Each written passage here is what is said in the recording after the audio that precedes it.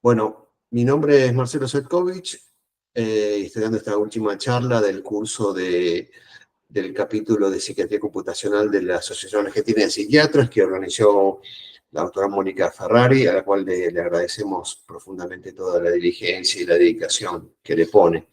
Ella es una entusiasta de este tema y siempre hace esfuerzos para que el tema llegue a cada vez más gente. Siempre que hablamos de este tema, los que me conocen saben que le dedico mucho atención a la cuestión de la inteligencia artificial y la ciencia de datos al campo de la psiquiatría. Y lo primero que quiero aclarar es que yo no soy un experto en ciencia de datos ni en inteligencia artificial, ni siquiera en matemáticas o computación, sino que me defino como un clínico con cierto interés por la investigación científica. Pero fundamentalmente lo que ha ocurrido es que soy un testigo de que la ciencia de datos y la inteligencia artificial es una herramienta que pronto va a modificar profundamente nuestra práctica en una forma positiva, no en una forma negativa. La razón por la cual le damos mucha importancia a esto tiene que ver con estos datos que vemos aquí. Estos son datos recientemente publicados del Estudio Global de la Carga de las Enfermedades, que nos dicen que en el año 2019 existían 293 millones de jóvenes de entre 5 y 24 años que padecían algún tipo de trastorno mental y 31 millones algún tipo de trastorno por uso de sustancias. Si nosotros tenemos en cuenta que la gente de salud, el médico y la gente de salud mental, más aún, somos una rareza demográfica, ¿no? Tenemos que abandonar un poco el pensamiento metropolitano donde todo está a la vuelta de la esquina y entender que globalmente en el mundo los agentes de salud son una rareza. En este contexto y con este nivel de demanda, de necesidad de asistencia en salud mental, cualquier herramienta que pueda facilitar el trabajo de los profesionales de la salud y particularmente de la salud mental será bienvenida. Y en este contexto creo que la ciencia de datos y la inteligencia artificial son candidatos a cumplir ese rol.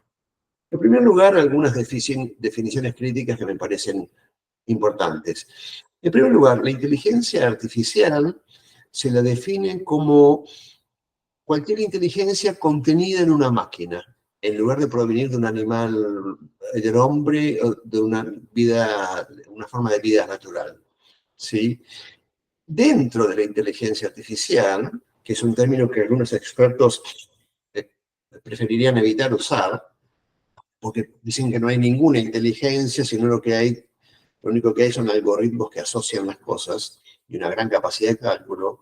Existe lo que se llama el machine learning o aprendizaje automatizado, que es una práctica que permite utilizar algoritmos matemáticos para analizar datos, grandes masas de datos, y de esta forma aprender, tomar información de esos datos, lo cual permite hacer una determinación o una predicción sobre nuevos datos. Esto es siempre la idea. La idea del aprendizaje automatizado es aprender de datos conocidos para poder hacer predicciones en datos nuevos. ¿Sí?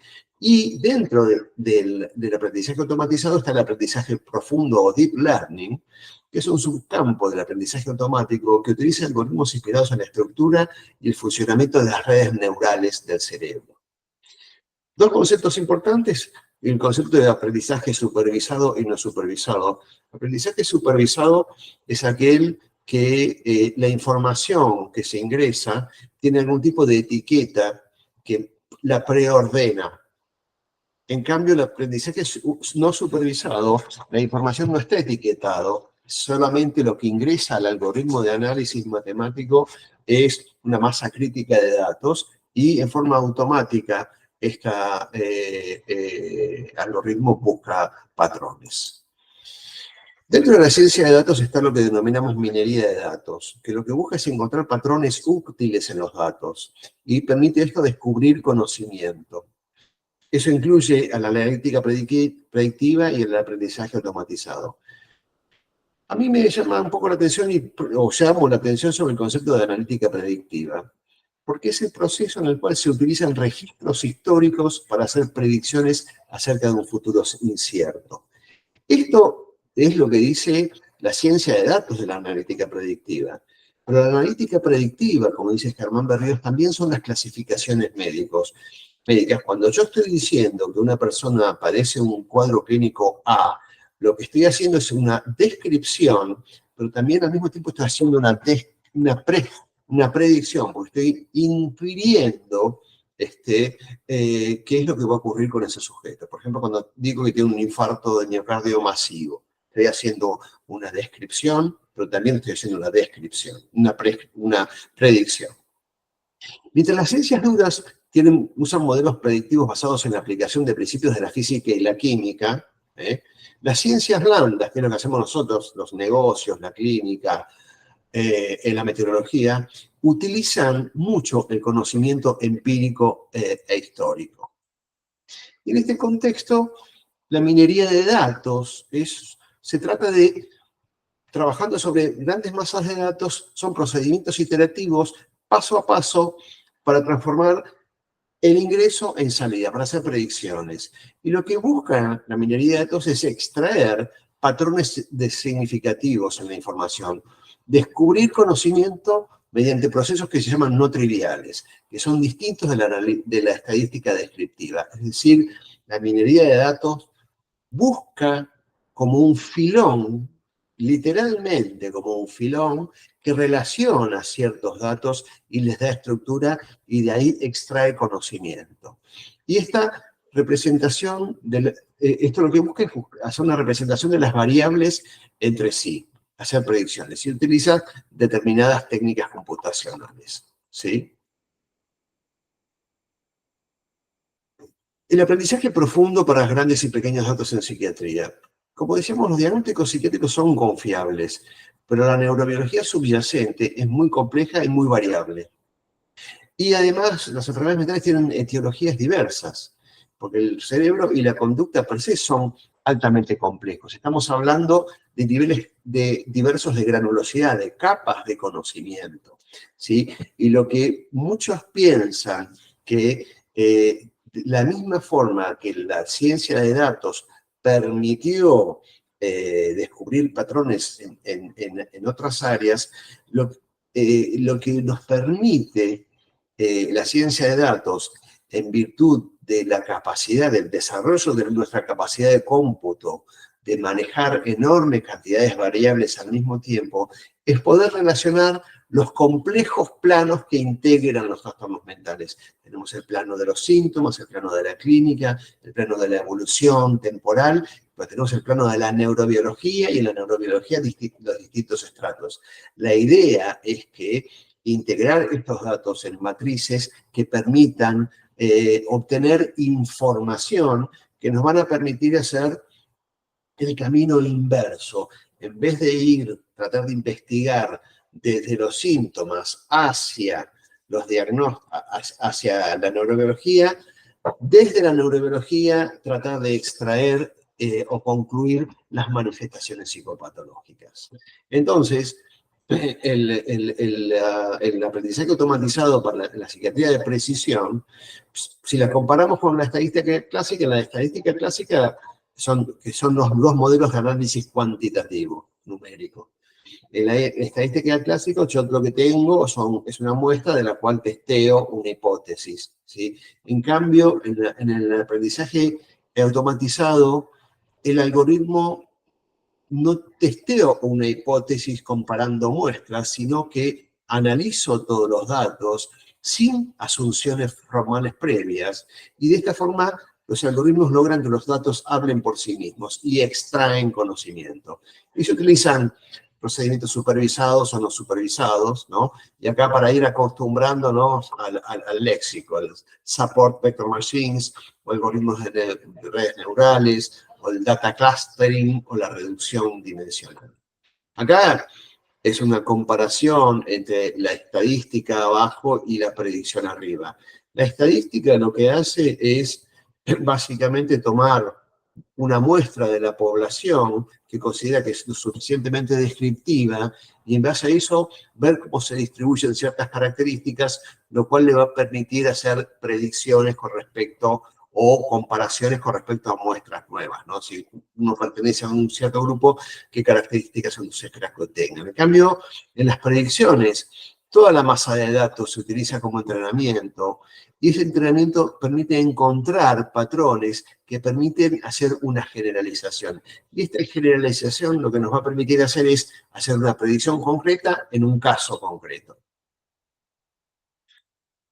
Cuando vamos al campo de las redes neurales es muy importante recordar esto para mi gusto, porque gran parte del desarrollo en redes neurales, en inteligencia artificial, se basa en los trabajos de Donald Hebb. Donald Hebb fue un psicólogo canadiense que estudió los mecanismos sinápticos y probablemente es el primero que se dio cuenta que para comprender el aprendizaje y la memoria, tal vez la clave estaba en la sinapsis. Entonces, él hice ese primer artículo de la sinapsis hebbiana, donde los caminos A, B convergen y llegan a un estado X, para después desarrollar sobre la derecha lo que llamamos las reglas de Hebb, en lo cual hay una coincidencia que fortalece un circuito. En ese esquema, las neuronas S1 y S2 descargan sobre una neurona M y eso potencia. Es la coincidencia postsináptica, la primera regla. Cuando dos neuronas convergen sobre una, la potencia. Y la segunda regla se refiere a que las neuronas S1 y S2 convergen en forma sincrónica, una atrás de la otra, y eso protege, potencia la neurona receptora M. Lo importante es que Hebb intuyó que el fortalecimiento sináptico, es decir, la repetición de los estímulos, inducía cambios, él dijo, metabólicos o estructurales en la sinapsis, que son los que van a favorecer el desarrollo del aprendizaje. Todos sabemos que la potenciación sináptica y el sprouting sináptico, que hoy conocemos como mecanismos moleculares del aprendizaje, son la base de todo esto, y de alguna forma lo genial es que Donald Hebb intuyó esto. Y bueno, los modelos de Hebb se utilizaron para comprender, para desarrollar las redes neurales. Y básicamente la red neural es un modelo matemático que utiliza la imagen de una red neural, de las capas de la corteza, serían, ¿no? Donde tenemos una capa de entrada y una capa de salida, y en el medio, todos ellos constituidos por nodos, y en el medio capas que son de cantidad variable. Entre cada nodo, esta comunicación entre cada nodo, vemos que se llama peso, y es un valor que se le asigna al valor de entrada, que se multiplica por un valor X, y eso llega al nodo. Y en las capas existen una serie de funciones que se llaman funciones de activación, que están aquí en los nodos. Y estas funciones de activación son las que en las distintas capas de la red neural van tamizando, van ordenando, van como dirigiendo la información para que ésta adquiera un patrón y de esta forma podamos encontrar información valiosa. En este ejemplo se utiliza, por ejemplo, la relación entre el peso y la altura para inferir, para encontrar cuál es el output, que sería el rendimiento cardiovascular y la fortaleza del entrenamiento por otro lado. Es decir, esto es lo que hacen las redes neurales. Analizan en forma, imaginemos que esto puede ocurrir así, la primera red neural, el perceptrón, data de la década del 50, en la Universidad de Cornell, era un aparato que se utiliza mucho para la detección de imágenes, para el reconocimiento de imágenes, era un aparato que permitía distinguir cuadrados de triángulos, utilizó este modelo. Y hay muchas funciones de activación, en reluz, sigmoideas, los matemáticos diseñan esto para detectar ciertos patrones. Entonces, en una red neural profunda lo que hay son muchas capas, y lo que se hace, hay un modelo que se utiliza en lo que se denomina preentrenamiento, que permite reducir las dimensiones, es decir, reducir la cantidad de variables en estudio, ¿sí? Y después eso se entrena en bases de datos conocidos y esto permite ulteriormente tener un modelo entrenado que va a ser capaz de hacer una predicción individualizada, que es lo que pretende hacer o lo que va a llegar a ser lo que llamamos la medicina de precisión, la medicina personalizada. ¿En qué consiste? Bueno, consiste en esto, consiste en la idea de poder utilizar la información que hemos sustraído de grandes bases de datos, información que escapa a la observación clínica, porque esto es información que va más allá de la información clínica que el médico puede captar para poder hacer asunciones posteriores, ¿sí? Y acá vemos algunos ejemplos de diagnósticos. Por ejemplo, algunos piensan que estos modelos se podrían utilizar para el diagnóstico diferencial. Los modelos matemáticos tienen mucha terminología que se utiliza que se parece mucho a la terminología que usamos los médicos, ¿no? Que tiene que ver con diferenciar dos cosas, predecir cómo van a evolucionar cada una, detectar características que definen los endofenotipos, detectar características especiales que hacen distintiva a cada cuadro y, por supuesto, predecir la evolución clínica o la respuesta terapéutica. Por ejemplo, estas son las aplicaciones. La psiquiatría computacional puede utilizar dos tipos de análisis. Uno es el análisis diferido, que es, por un lado, son los diagnósticos.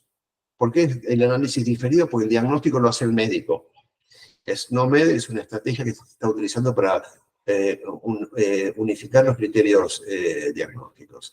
Y ahí tenemos los diagnósticos, las escalas y los cuestionarios, las dimensiones de los síntomas, las interacciones terapéuticas y los registros clínicos.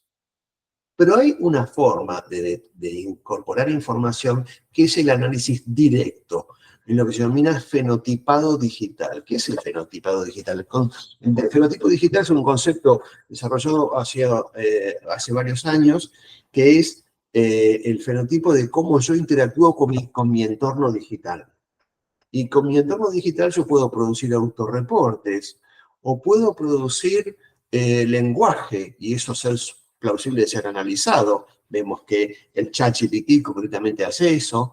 O las aplicaciones a las cuales les cargamos información o los variables, ¿no? Por ejemplo, el fenotipado digital, nosotros sabemos que nuestro teléfono sabe perfectamente por dónde anduvimos, qué estuvimos haciendo, y como dice Thomas Insel, tu IP o tu código postal dicen más de vos mismo que tu propio ADN, es mucho más informante de vos que tu propio ADN. Entonces, estos son los tipos de informaciones que vamos reuniendo. La inteligencia artificial tiene este ciclo que está buenísimo, que es el ciclo del hype, del entusiasmo. Hay un pico de expectativas infladas, que es lo que estamos viendo ahora, ¿sí? Que va a producir rápidamente el valle de la desilusión. Para mí, gusto, toda la inteligencia artificial tiene una aplicación casi subliminal que nosotros vemos que tiene que ver con las redes sociales, ¿sí?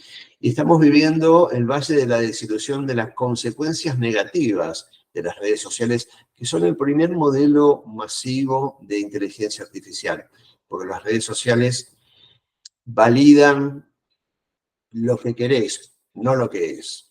Y yo supongo que en el futuro vamos a asistir a esta meseta de la productividad. Entonces, ahora lo que vamos a hacer es ver algunos casos concretos de uso de métodos de inteligencia artificial en psiquiatría.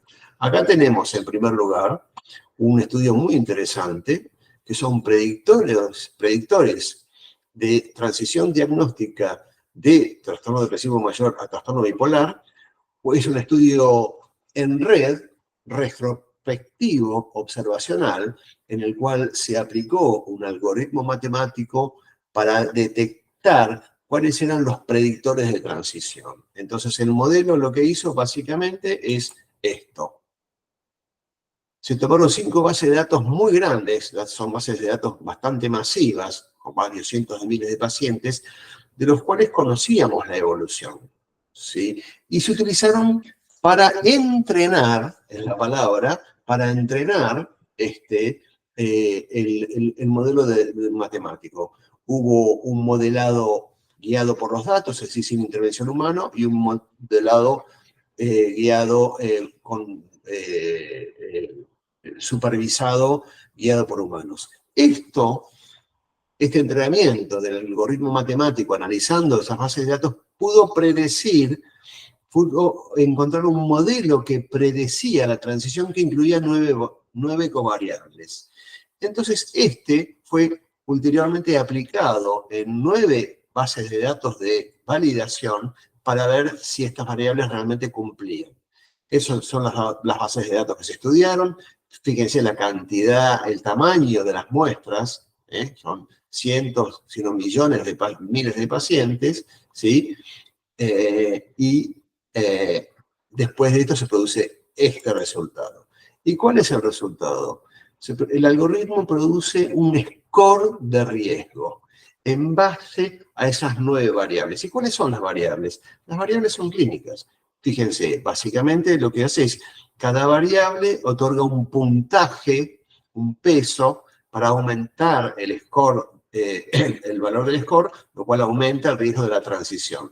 Entonces, fíjense que la gravedad del episodio depresivo es un predictor potente.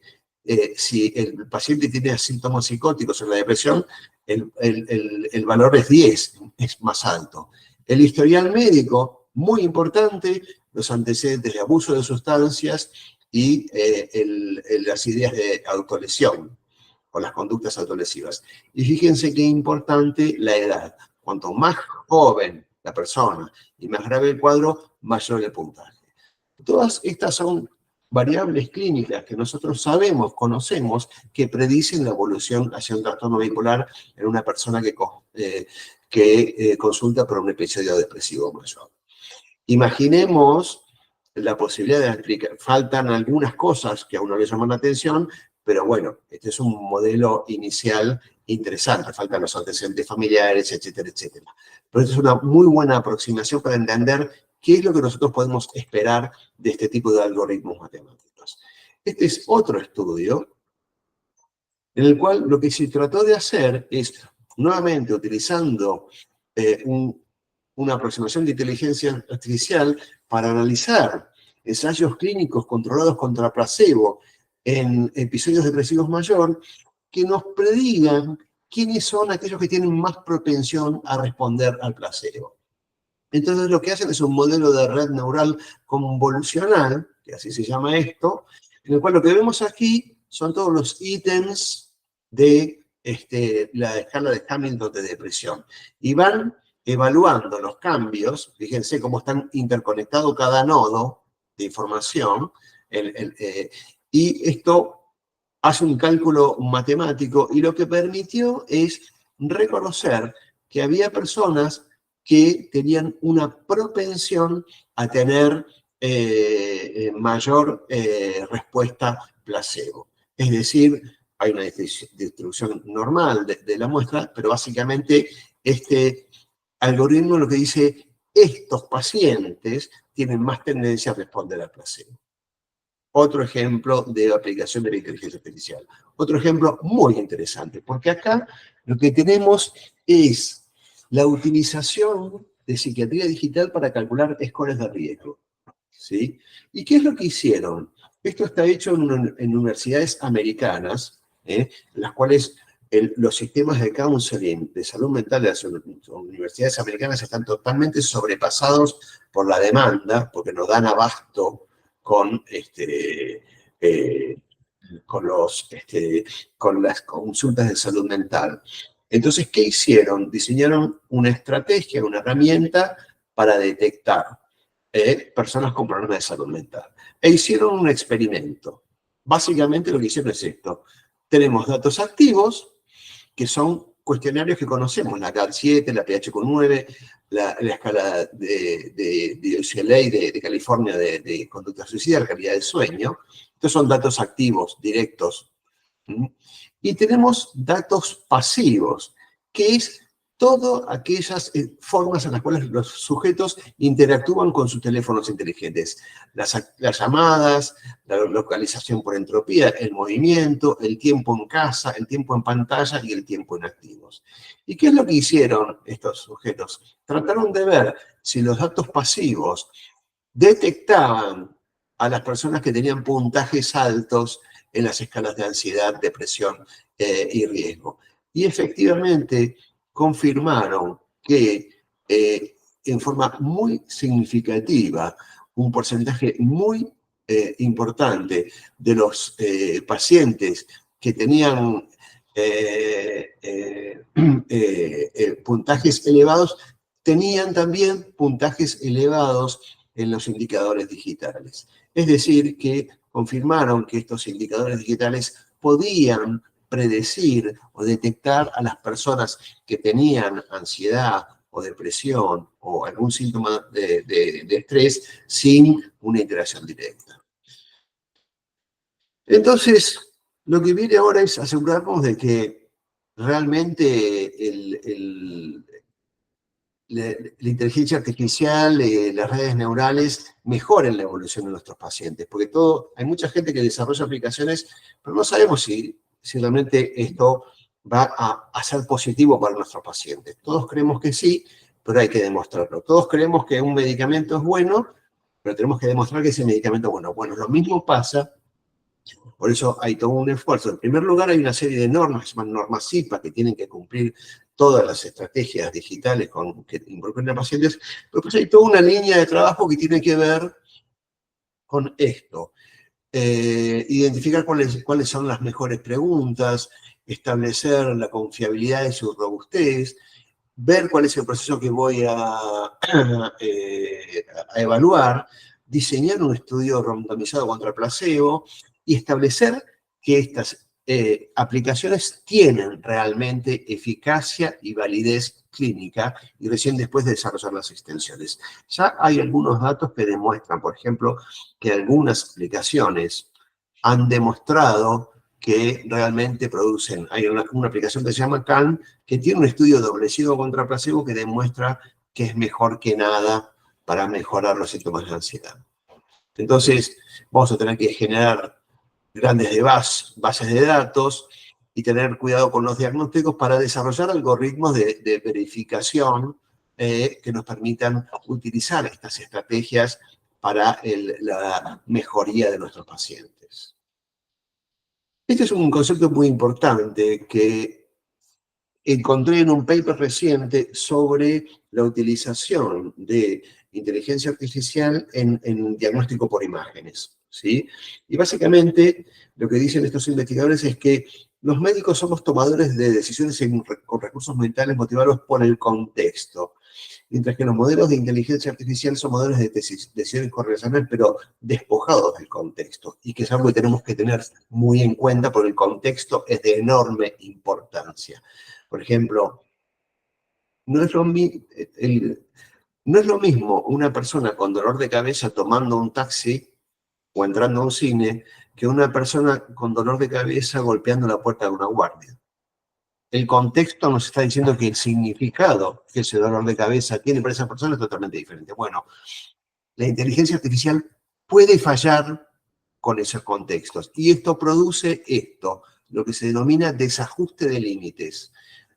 Toma decisiones equivocadas y ha ocurrido con la inteligencia artificial. Entonces, la contextualización es de enorme importancia y ellos proponen todo un trabajo de investigación en 3 niveles, a nivel de conductual, a nivel cognitivo y a nivel de interacción, entre otras cosas, para tratar de resolver esto que se llama disboundment mismatching, el desajuste de límites. Hay un desajuste entre lo que piensa la inteligencia artificial y lo que piensa un clínico.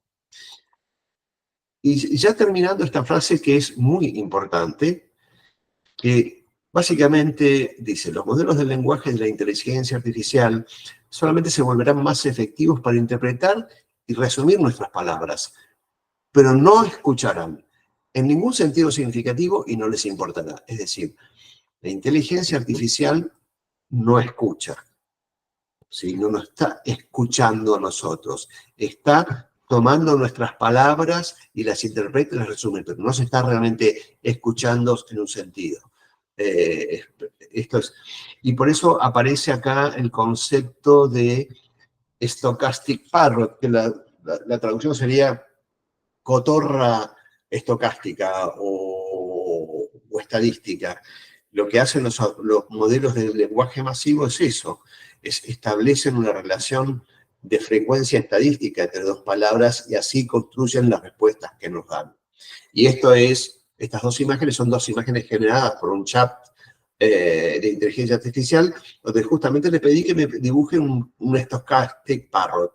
Este es uno y este es otro, donde claramente tenemos que adivinar dónde está la cotorra, dónde está el loro. ¿Sí? Entonces, la ciencia de datos en la salud mental llegó para quedarse. Los registros médicos electrónicos van a tener una importancia enorme. Y suponemos que nos va a ayudar para individualizar los tratamientos y hacer mejores predicciones evolutivas y recalibrar nuestros diagnósticos.